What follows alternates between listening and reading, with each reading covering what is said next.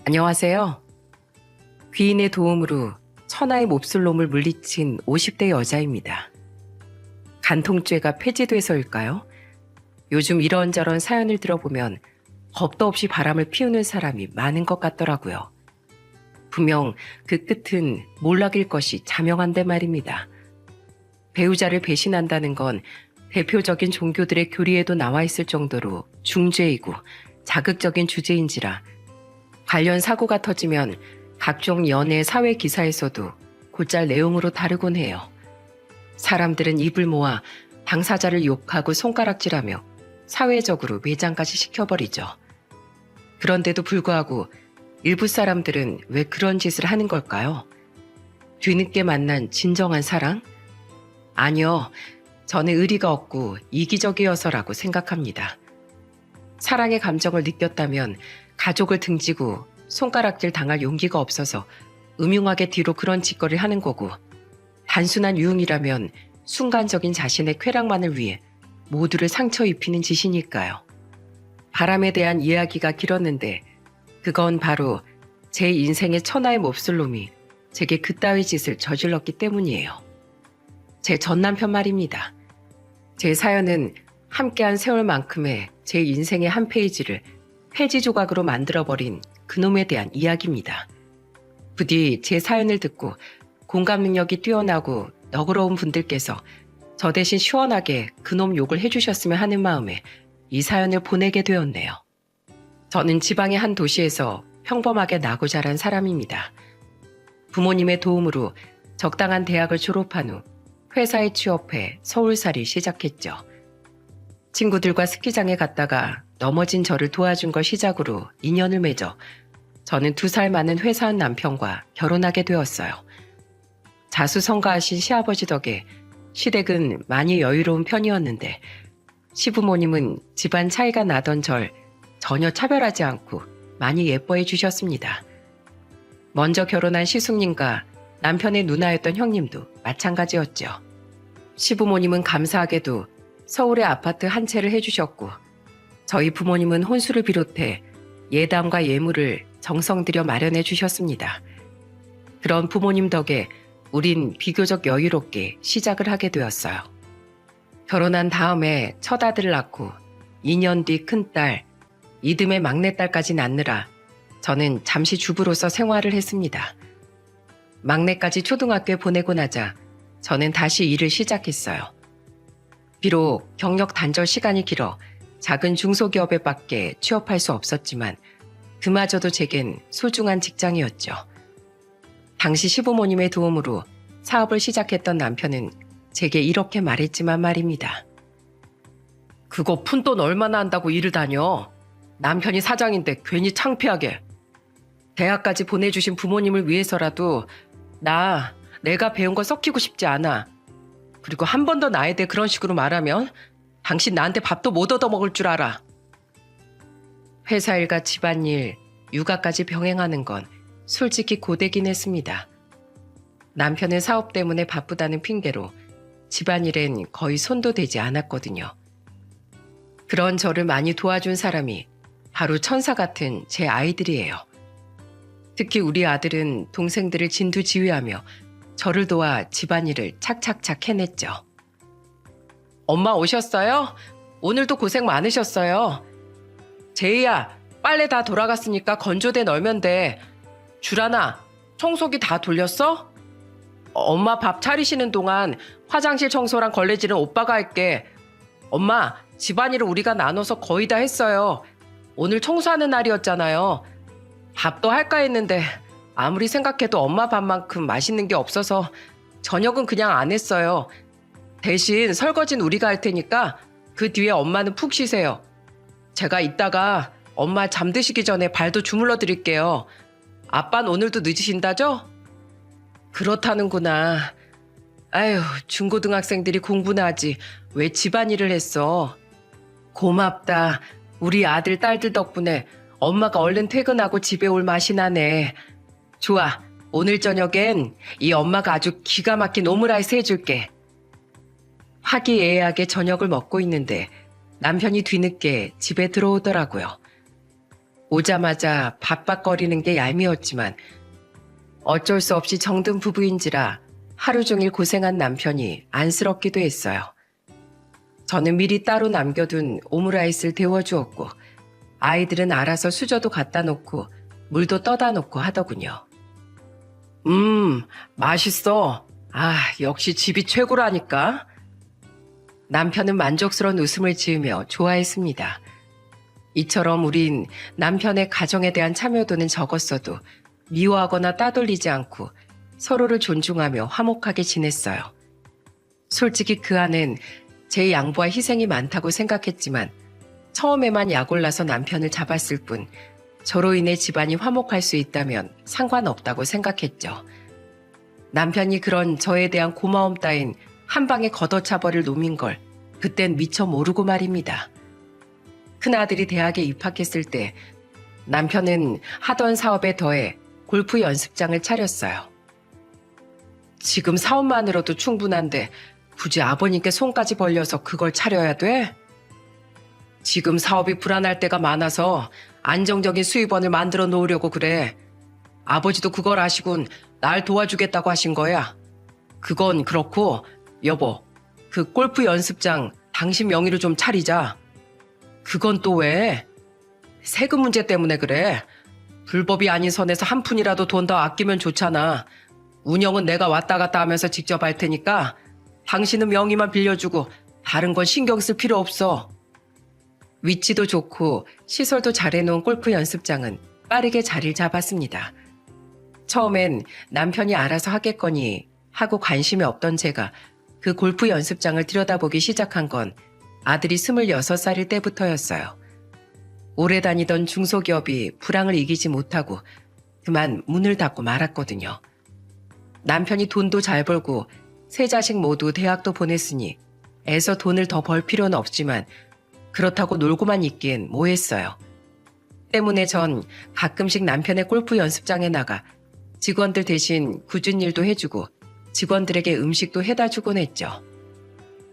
다들 아직 점심 안 먹었죠? 요즘 물가도 비싼데 맨날 사 먹기 부담되잖아요. 내가 돈가스랑 이것저것 좀 해왔어요. 여기서 안 먹어도 되니까 나중에 집에 갈 때 꼭 싸가요. 사장에 이어 사모까지 들락거리면 직원들이 불편해할 것 같아 자주 가진 않았지만 가끔씩 만난 직원들과 전 사이가 좋았습니다. 그렇게 1년쯤 지났을 땐 당시 들어온 지 얼마 안 됐다던 한 여직원과 이런 일도 있었어요. 어느 날 청소를 해주러 골프 연습장에 들른 전 남편과 그 여직원의 대화를 듣게 되었죠. 그런데 들어보니 그 여직원의 상황이 좀 어려워 보이더라고요. 뭐? 가부를 해달라고? 그것도 2달치나? 네, 죄송해요, 사장님. 사실 제가 집에 사정이 좀 있는데요. 아휴, 말하지 마. 가영 씨도 나도 돈 벌려고 같은 곳에서 일하고 있는 사람이잖아. 다 돈 때문에 이러고 있는 건데 괜히나 손해볼 일 만들면 곤란하지. 절대 곤란하게 안 만들게요, 사장님. 한 번만 도와주시면 저 남들보다 배로 열심히 일할게요. 절대 안 돼. 가불해줬다가 그대로 잠수 안 탄다고 내가 어떻게 확신해? 가영 씨, 지금 21살이라고 했나? 여기가 첫 직장이라고 했지? 사회생활이 처음이라 아직 잘 모르는 모양인데 집안일 직장에까지 끌고 오는 거 아니야. 대출을 받든 사채를 쓰든 자기 사정은 자기가 알아서 해. 난 절대 값을 못 해주니까. 퇴근 시간 한참 지났지? 이 얘긴 그만하고 얼른 가봐. 여직원은 죄송하다고 말하며 훌쩍이더라고요. 저는 골프 연습장에 들어가지 않고 잠시 밖에서 기다렸습니다. 한 5분쯤 지나니 여직원이 가방을 들고 밖으로 나오더군요. 저는 그 여직원을 조용히 불러 한 식당에 데려갔어요. 여기 한정식 집이라 좀 비싸지 않아요? 저 정말 괜찮은데요. 가영 씨, 항상 내가 음식 해다 주면 식비 아낀다고 거기서 안 먹고 집에 가져갔잖아요. 그거 생각나서 한 번쯤 안 그래도 좋은 거 한번 사주고 싶었어요. 그때 고향이 먼 지방이라고 했죠? 서울살이 혼자 하기 힘들죠.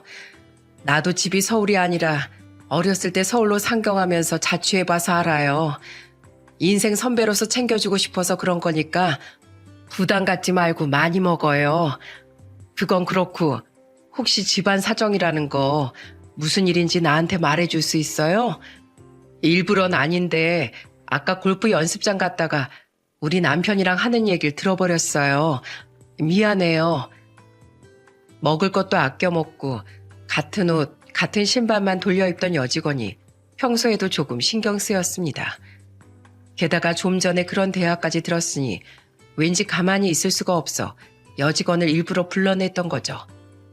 그렇게 들은 여직원의 사정이라는 게 생각보다 더 딱하더군요. 사실 저 고등학생 때 아버지가 돌아가시면서 가세가 급격하게 기울었어요. 엄마는 아빠가 돌아가신 뒤로 몸이 계속 안 좋아지셨는데 좋은 대학 나와서 돈 많이 버는 회사에 취업하려고 엄마 혼자 두고 작년에 서울로 대학을 온 거예요. 근데 올해 초에 엄마가 결국 쓰러지시고 나니까 저는 저만 생각할 수가 없겠더라고요. 다달이 엄마 병원비에 집 월세, 그동안 생겼던 빚까지 갚으려니까 집이 너무 힘들어졌거든요. 그래서 대학 중퇴하고 첫 취업한 게 여기예요. 아이고, 젊은 아가씨가 고생을 많이 했네요. 그래서 어머닌 지금 좀 괜찮으시고? 아니요. 상태가 나빠져서 또 수술을 받으셔야 돼요. 모은 돈에서 수술비가 300 정도 부족해서 사장님께 갑으로 부탁드렸던 거예요.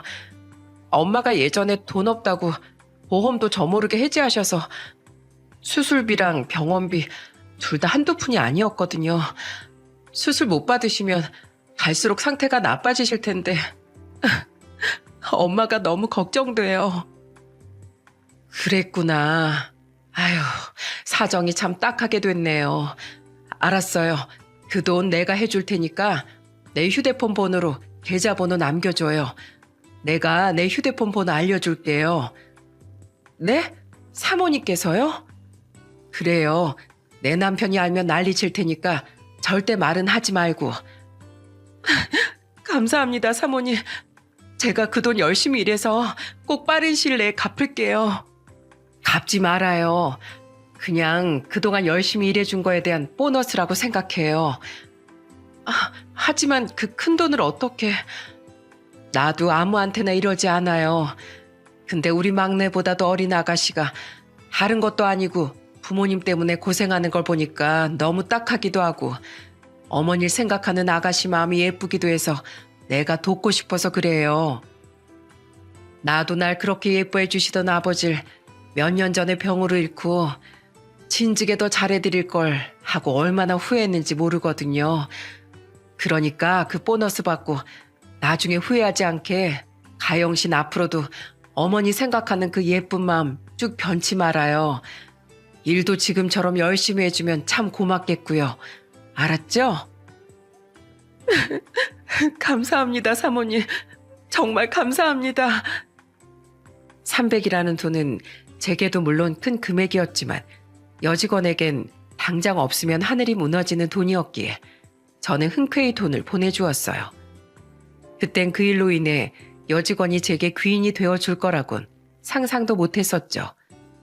시간이 흘러 그 뒤 해가 지나고 새로운 한 해가 시작되었습니다. 그 사이 여직원의 어머니는 다행히 성공적으로 수술을 마치고 몸도 많이 회복되어 퇴원을 하셨다고 했죠. 정말 고마웠다며 제게 백화점에서 산 손수건을 내밀던 여직원이 얼마나 기특했는지 모릅니다. 그런데 따뜻한 봄이 되기도 전에 우리 가족에겐 청천벽력 같은 일이 불어닥치고 말았어요. 당시 회사를 다니던 아들이 자차를 끌고 지방 출장을 가다 사고가 나서 응급실에 실려가고 만 겁니다. 다행히 서울을 많이 벗어나지 않은 곳에서 난 사고라 아들은 서울의 대형 병원에 이송되었는데 수술 동의를 받으러 제게 전화한 병원 관계자의 말에 저는 기절할 뻔했어요. 제 아들이 사고가 났다고요? 얼마나 다쳤어요? 우리 아들 괜찮은 거죠? 3중 추돌 사고였어요. 그런데 하필 가운데 차량이 아드님 차량이었어서 다른 사람들에 비해 아드님 상태가 너무 심각해요.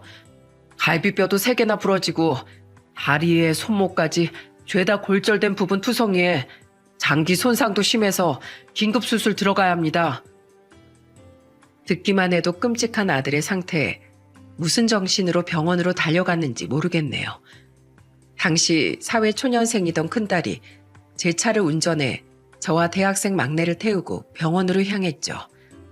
막내는 손을 덜덜 떨던 저 대신 남편에게 전화해 소식을 알렸습니다. 아빠, 지금 오빠 교통사고 나서 응급수술 들어갔대요. 상태가 너무 심각해서 잘못될지도 모른다는데 아빠도 얼른 병원으로 와주세요. 먼저 병원에 도착한 우린 수술실 앞에서 하염없이 눈물을 흘렸습니다. 석주야, 힘내거라. 제발 목숨만 붙어 있어다오.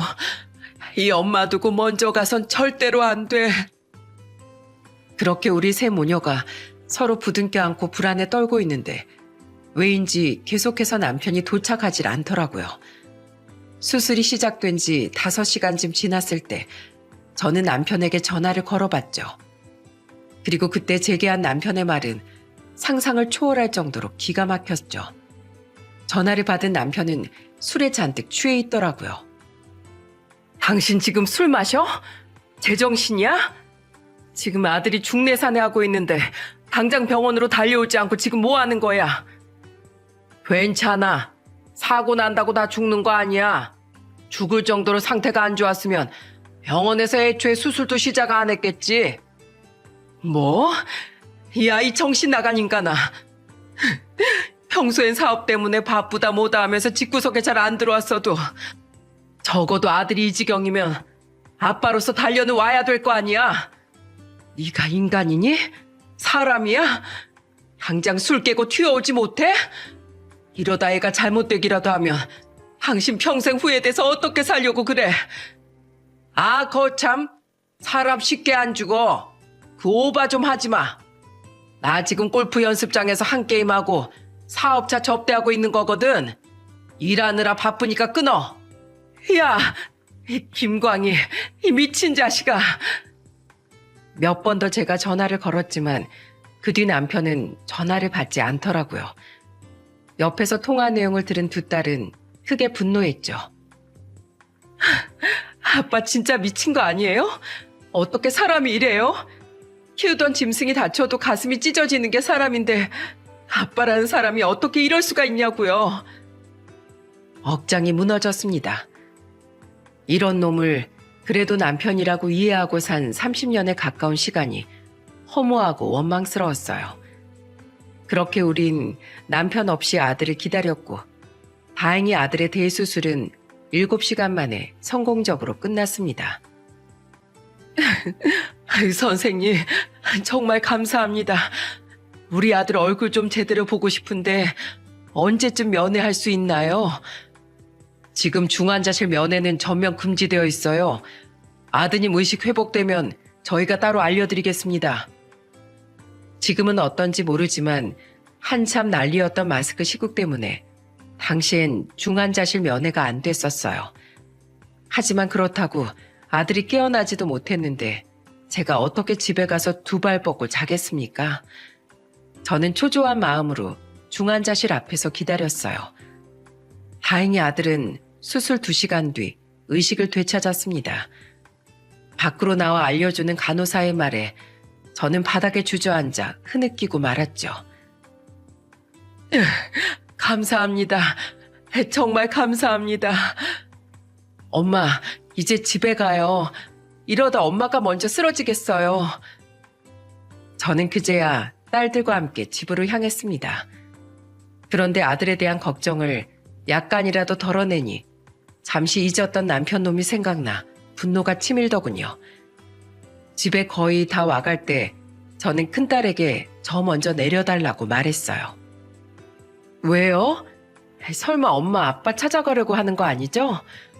그런 인간 집에 오든 말든 그냥 내버려 둬버려요. 아니야. 엄마가 급하게 오느라 잠깐 잊었던 일이 있어서 그래. 너희 먼저 집에 들어가 있어. 엄마 금방 갈게. 저는 딸들에게 부모로서 더 이상 안 좋은 모습을 보이고 싶지 않았습니다. 하지만 그대로 남편을 내버려 두기엔 너무 화가 났기에 술을 마시고 있다던 골프 연습장에 쳐들어가지 않고선 견딜 수가 없었죠. 머리끄댕이를 한 번이라도 쥐어 뜯어놔야 이대로 이혼을 해도 화병이 나지 않을 것 같았어요. 그렇게 혼자 골프 연습장으로 향한 전 그곳에서 차마 상상도 못한 엄청난 진실을 알게 되었습니다. 골프 연습장엔 남편은 온데간데 없고 제게 도움을 받았던 여직원 가영 씨만이 골프 연습장을 지키고 있더라고요. 저는 잔뜩 화가 난 채 물었어요. 가영 씨, 지금 이 인간 어디 있어요? 아까 분명 여기 있다고 했는데. 아까 골프 치고 룸에서 술 드시다가 2차 가신다고 나가셨어요. 근데 사모님 우셨어요? 무슨 일 있으세요? 술 처먹다 못해 2차를 가? 내 아주 이 인간을 그냥. 혹시 어디 갔는지 알아요? 죄송해요. 거기까진 저도 잘 모르겠어요. 저 사모님 혹시 시간 좀 괜찮으세요? 안 그래도 제가 조만간 연락드리려고 했는데 오신 김에 말씀드릴 일이 있어서요. 뭔데요? 급한 거 아니면 다음에 이야기하면 안 될까요? 내가 지금은 좀 정신이 없어서요. 제정신이 아니었지만 뭔가 망설이는 여직원의 표정이 심상치 않은 것 같아 저는 우선 자리에 앉았습니다. 그리고 여직원의 입에서 나온 말은 제 얼굴의 핏기를 싹 가시게 만들었죠. 저 사모님, 사장님 믿지 마세요. 사장님 지금 엄청 나쁜 짓 하고 계세요. 네? 그게 갑자기 무슨 말이에요? 사실 2달 전부터 사장님이 여기 단골이던 어떤 여자분이랑 만나시더라고요. 평소 하는 얘기를 들어보니까 자긴 약국까진 약사라는데 20대 중반 정도로 보이는 자기 아들이랑 자주 왔었거든요. 우리 직원들도 처음엔 왜 사장님하고 그 여자가 같이 골프를 치나 했는데 지켜보니까 서로 그렇고 그런 사이인 것 같더라고요. 뭐라고요? 지금 내 남편이 바람을 피우고 있다는 소리예요? 아마 맞을 거예요. 사장님이 그 여자뿐 아니라 그 아들한테도 엄청 잘해주셨거든요. 저번에 그 남자가 카운터 근처에서 통화하는 말을 들었는데 사장님이 그 남자한테 각종 명품 옷에 지갑에 최근에 4천만 원짜리 차도 뽑아줬대요. 아무 이유 없이 사장님이 남한테 그런 거 사주실 분은 아니잖아요. 사실 오늘도 그 여자랑 아들이랑 셋이 골프 치고 여기서 한잔하다가 술에 취해서 기분 좋다면서 셋이 2차로 또 술 마시러 간 거예요. 그 아들이 위스키를 좋아한다면서 고급 바로 데려가 주겠다고 하시는 거 제가 들었어요.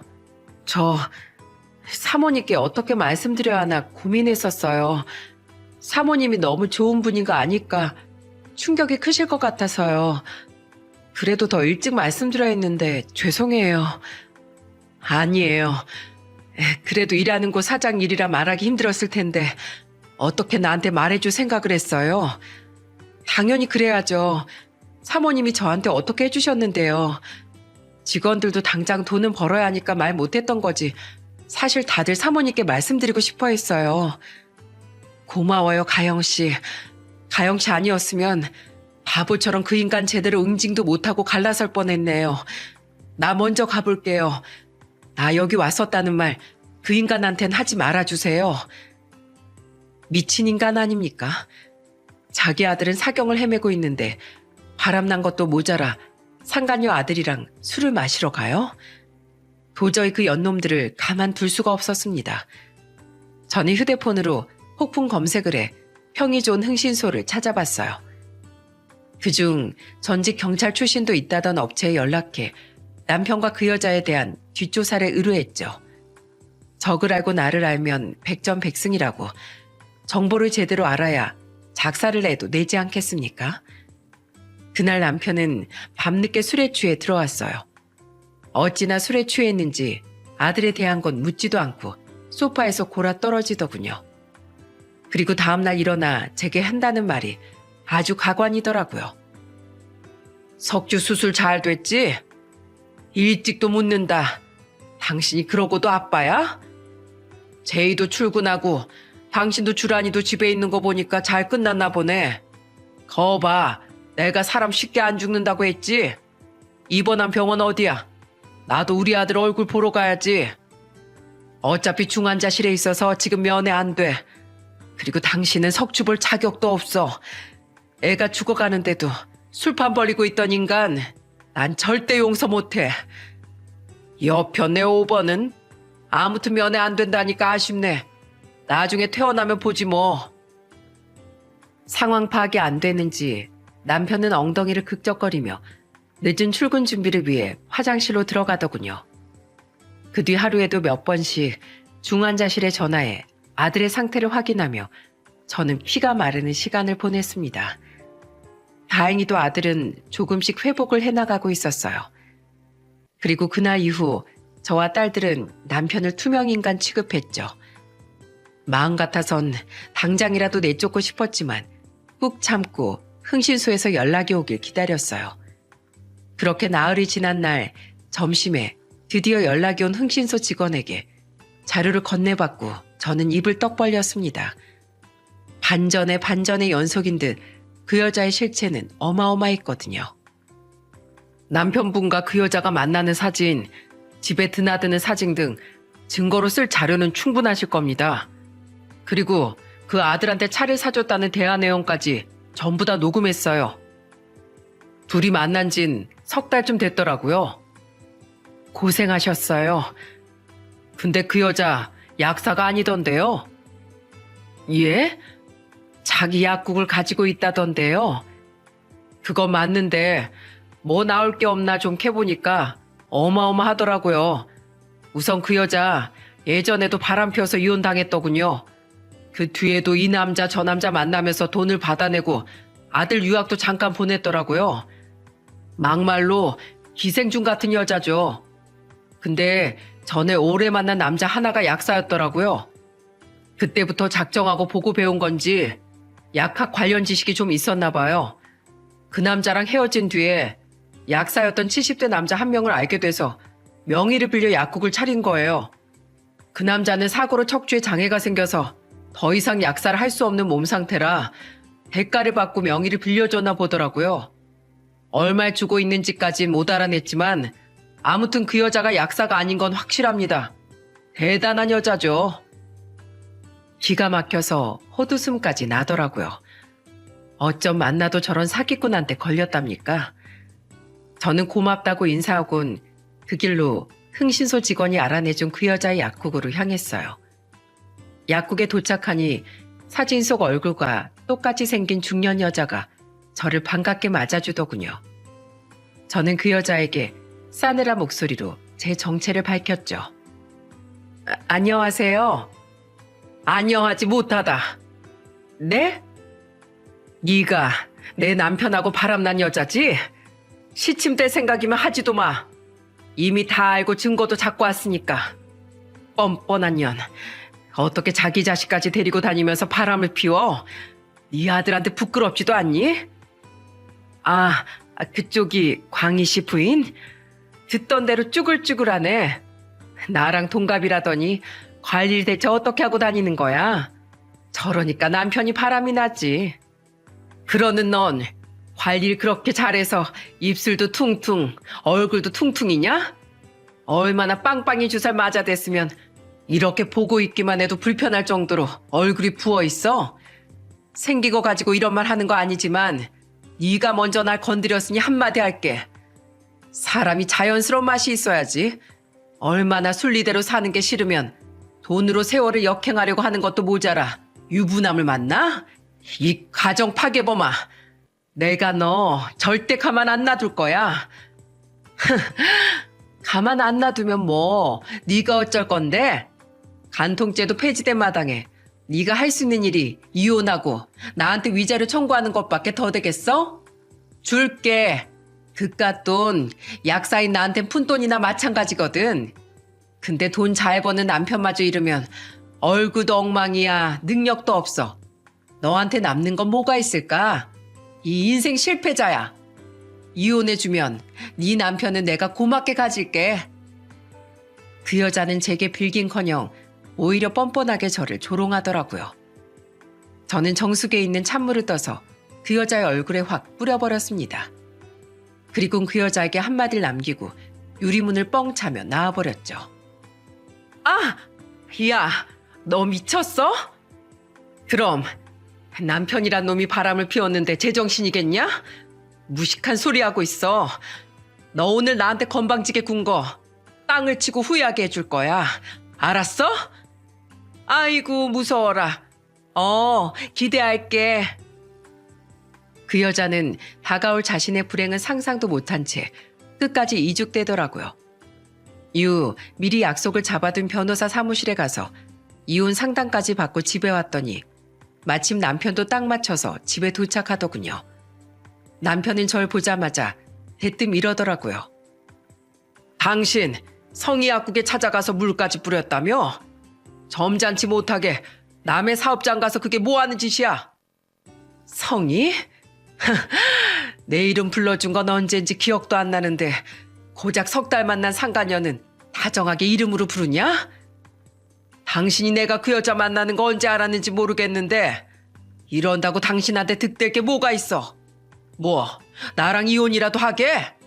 그럼 내가 아들이 사경을 헤매든 말든 바람난 여자랑 그 아들이랑 술 처마시고 그 비싼 차까지 사준 인간이랑 미쳤다고 계속 같이 살 줄 알았니? 당신이 발뺌하기 전에 증거라도 잡고 갈라서려고 며칠 잠자고 있었던 거지. 근데 당신 왜 이렇게 뻔뻔해? 적어도 다른 여자랑 놀아놨으면 나한테 싹싹 빌기라도 해야 하는 거 아니야? 나도 잘 됐다 싶으니까. 사실 당신처럼 능력도 볼 것도 하나 없는 여자보다 약사인 그 여자가 사업가인 나랑 훨씬 잘 어울리는 한 쌍 아니야? 이참에 그냥 이혼하고 그 여자랑 합치면 되는데 내가 뭐가 아쉬워서 당신한테 빌어? 참 뻔뻔한 인간들끼리 아주 잘 만났네. 아주 잘 어울리는 바퀴벌레 한 쌍이야. 당신 같은 인간을 남편이라고 데리고 산 내 자신이 아주 끔찍하게 싫어진다. 이혼 할 거야. 할 건데 당신 앞으로 절대 우리 애들은 못 볼 줄 알아. 명품 공세에 차까지 사다 바친 그 여자 자식이 당신을 아빠 대접이나 제대로 해줄 것 같아? 어디 자식들한테까지 버림받고 얼마나 잘 사나 보자. 그리고 바람 피우는 인간을 파렴치 안으로 생각하는 당신 부모님이 과연 당신을 가만두실까? 당신은 당신 부모한테도 철저하게 외면당할 거야. 애들은 어차피 지들한테 물려줄 돈 많은 부모를 자연스럽게 따르게 돼 있어. 지금은 나 모른 척해도 나중에 가선 나한테 미안하다면서 아양 떨러 올걸? 그리고 아무리 그래도 우리 부모님은 자식밖에 모르는 분들이야. 설마 이혼하면 생판 남인 당신 때문에 나를 안 보실까 봐? 당신 머리가 너무 꽃밭이네. 됐고 내가 위자료 겸해서 공동명인 이 집은 당신 줄 테니까 깔끔하게 이혼하자고. 깔끔은 개뿔. 당신 잊었어? 당신 골프 사업장 4명인 거? 멍청한 남편은 거기까진 생각을 못했는지 안색이 파리해지더군요. 저는 그런 놈에게 당당히 제 몫을 요구했죠. 아파트에 그 골프 연습장까지 다 내놔. 어차피 당신은 그거 나한테서 못 뺏어가. 나 오늘 변호사 상담받고 왔거든. 당신이 합의 이혼 안 하면 나 소송까지 불사할 건데 어디 한번 개싸움 해볼래? 유책 배우자인 당신이 많이 불리할 텐데. 그게 얼마짜린데 내가 미쳤다고 당신한테 줘? 줘. 내가 30년 가까이 거의 독박 육아하고 그 와중에 일도 하고 집안일까지 도맡으면서 얼마나 개고생을 했는데 당신도 일말의 양심이라도 있으면 나한테 군소리하면 안 되지. 난 현금 재산도 나눠받고 아파트랑 그 골프 연습장까지 다 받아낼 거야. 나이 들더니 욕심만 늘었어. 그래, 가져가. 다 가져가. 대신 애들 결혼할 때 결혼자금 달라고 나한테 아쉬운 소리 절대 하지 마. 당신 알았어? 이번에 가져간 것들로 다 알아서 해결해. 안 그래도 너 같은 인간한테 우리 애들 결혼자금 같은 거 손 벌릴 생각 없었어. 이것 봐. 당신 아직도 중환자실에 누워있는 우리 아들 걱정 하나도 안 하고 당신 돈 지킬 생각만 하고 있지? 그딴 인간한테 우리 애들 일 하나라도 상의할 생각 추호도 없네요. 이 아파트 나한테 준다고 했지? 내일 당장 짐 싸서 나가. 그리고 내일부터 골프 연습장도 나올 생각 절대 하지 말고. 간다, 가.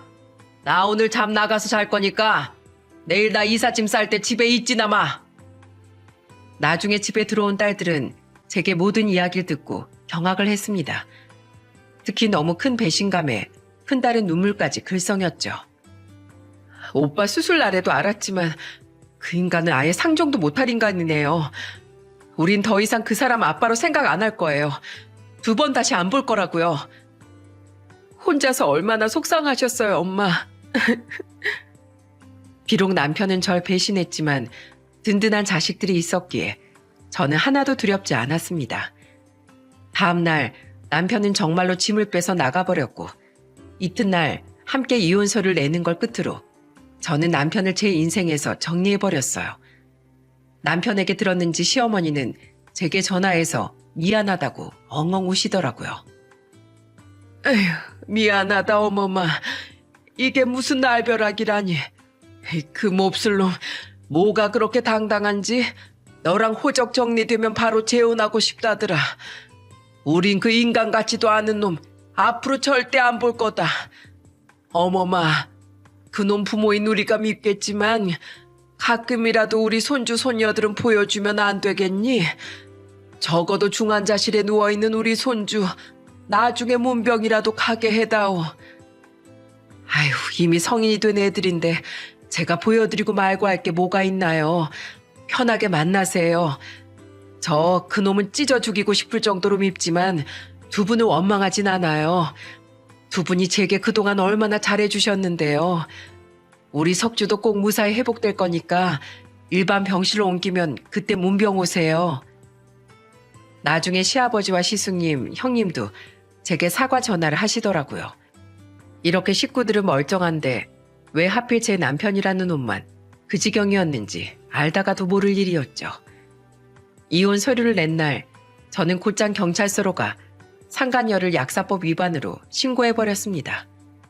겁도 없이 빌린 면허로 약사 행세를 하고 다니는 그런 인간은 공익을 위해서라도 가만둘 수 없었으니까요. 그 전에 당장 신고하고 싶었지만 남편 놈이 자신이 사기꾼에게 당했다는 사실을 알면 제게 질척될까봐 일부러 며칠 기다렸던 거죠. 아니나 다를까 그 후 얼마 지나지 않아 남편이 대뜸 집에 찾아오더라고요. 저녁을 먹고 있던 저와 딸들은 무척이나 놀랐죠. 남편은 대뜸 제 앞에 무릎을 꿇으며 싹싹 빌기 시작했습니다. 여보, 정말 미안해. 나 한 번만 용서해줘. 그 여자 사기꾼이었대. 진짜 약사도 아니었대. 나 그 여자 집에서 지내고 있었는데 경찰들이 그 여자를 내 앞에서 잡아갔어. 나 진짜 기절하는 줄 알았어. 그 여자 완전 꽃뱀이었다고. 놀라서 그 아들한테 전화하니까 그 여자 잡혀갔단 말 듣더니 자기 모르는 일이라면서 2번 다시 자기한테 연락하지 말래. 그리고 나의 내 전화 받지도 않아. 내가 그렇게 잘해줬는데. 거기다가 여보, 우리 부모님이 나한테 절연하재. 나 같은 건 더 이상 자식으로 생각하지 않겠대. 가지신 유산도 형하고 누나한테만 미리 증여해버릴 거니까 다신 자기들한테 손 벌릴 생각 꿈도 꾸지 말라셔. 어떻게 자식한테 이렇게 냉정할 수가 있어? 여보, 나 지금 가지고 있는 사업장 계속 불안해서 골프 연습장 수익이랑 부모님 도움으로 지탱하고 있던 거란 말이야. 그 여자가 돈 잘 버니까 당분간 버티면서 부모님 도움으로 골프 사업장 하나 더 내면 되겠지 싶었는데 그 여잔 사기꾼에 부모님까지 날 버리면 난 어떡하라고.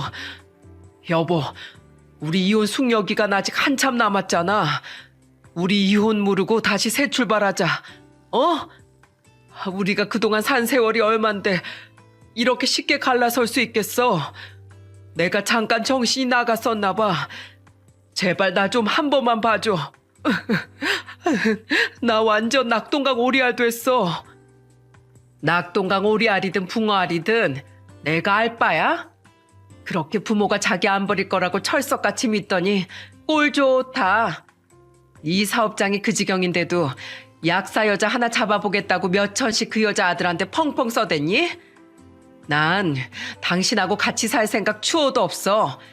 골프 사업장은 이미 내놨어. 아주 비싼 값에 팔아버릴 거야. 그러니까 며칠도 안 돼서 이렇게 싹싹 빌 거. 뭐 그렇게 턱을 치켜들고 잘난 척을 했대? 난 당신이 나한테 빌 거 알고 있었어. 그 여자 신고한 게 나거든.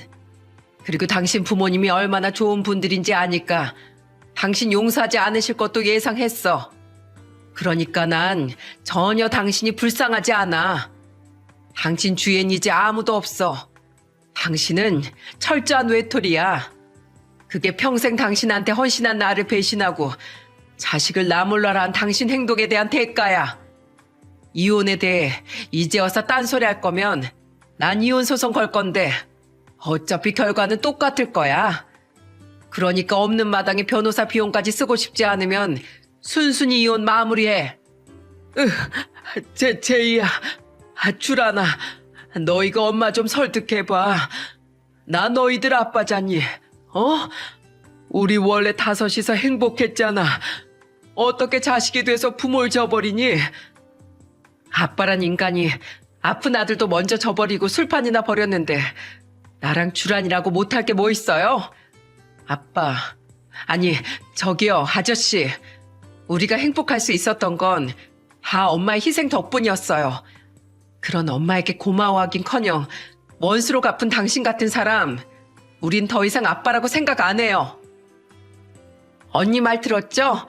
할 말 다 했으면 이제 그만 나가주실래요? 아니면 우리 셋이서 끌어내기라도 할까요?